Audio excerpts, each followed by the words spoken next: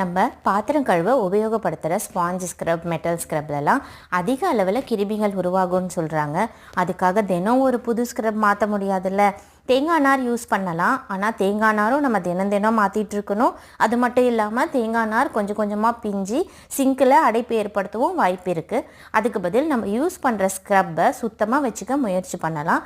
ரீசெண்டாக நான் இந்த ஸ்க்ரப் ஹோல்டர் அமேசான்லேருந்து வாங்கியிருந்தேன். ரொம்ப யூஸ்ஃபுல்லாக இருக்குது. நம்ம பாத்திரம் கழுவ சோப்பு, லிக்விட் எது யூஸ் பண்ணாலும் சரி, எப்போ பாத்திரம் கழுவி முடித்த உடனே அந்த ஸ்க்ரப்பை சோப்பு மேலேயே போட்டு வைக்காமல் உடனே எடுத்து நல்லா கழுவிட்டு புழிஞ்சு மேலே வச்சிடலாம். பகல் நேரத்தில் முடிஞ்சால் இந்த மாதிரி கொஞ்சம் வெயிலில் வச்சு எடுக்கலாம்.